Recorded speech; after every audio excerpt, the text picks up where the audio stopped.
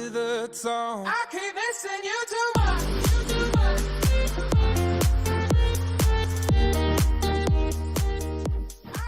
C'est Jules Deloupraillé, je suis le président de l'ABE cette année. J'ai été à l'ABE l'année dernière en tant que responsable informatique et trésorier du café Le Partiel. Et avant j'étais à l'AIV, donc à l'IUT en tant que président du BDE et trésorier avant ça. Donc les missions de l'ABE, c'est de développer la vie étudiante au sens large.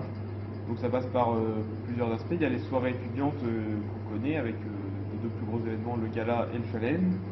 Et on a aussi plein de petites missions de fédérer les bureaux, de faire des actions caritatives, de faire dans la mesure du possible du sport, de la formation, des choses comme ça. L'ABE, ça peut être, on peut être qualifié d'entrepreneur aujourd'hui parce que on a des salariés déjà, donc à l'accueil et au café associatif. On gère un café associatif complètement, donc avec les stocks, voilà, la création de la carte, il faut tenir le bar, il faut faire le bilan à la fin, voir le comptable. L'ABE est suivi par un expert comptable, donc voilà, on doit être vraiment rigoureux sur nos comptes comme on pourrait l'être dans une entreprise. Et après, on est amené à travailler avec des fournisseurs et à en trouver des clients, quoi, enfin, les gens qui vont venir, et à rencontrer tous les composantes de la vie locale, donc les élus, les autres commerçants. Voilà. Alors, l'ABE, c'est un concept innovant parce que c'est une idée qui date d'il y a 30 ans et qui est encore aujourd'hui unique en France, qui est de rassembler tous les bureaux étudiants d'une ville pour faire que les étudiants des différentes écoles se rencontrent et fassent des événements ensemble, comme le challenge par exemple, qui est aussi un événement unique en France.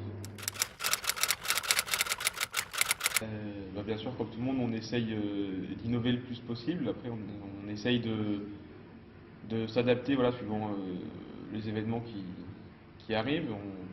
Par exemple, les locaux ici, donc place La Tour Beaubourg, qui datent d'il y a seulement 4 ans, qui ont permis d'avoir le café associatif, d'avoir des bureaux, d'avoir la salle de l'auditorium qu'on peut louer à des étudiants. Voilà, on essaie de s'adapter d'année en année à ce qui se passe. Et voilà, par exemple, vous verrez cette année, mais le challenge va changer un petit peu cette année, voilà, en raison de travaux sur la place où se déroulait le midi du challenge.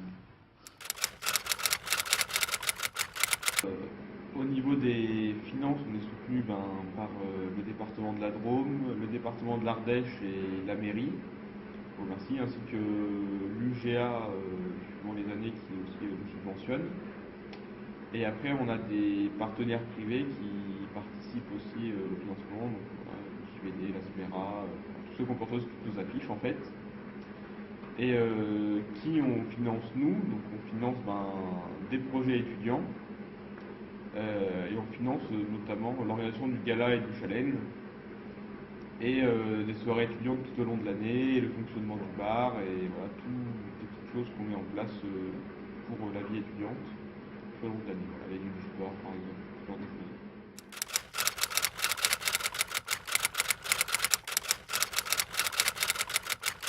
Je pense que oui, ça pose beaucoup moins de problèmes qu'il y a 30 ans de voir un entrepreneur jeune, voilà, qui vient de finir ses études ou qui est encore en études.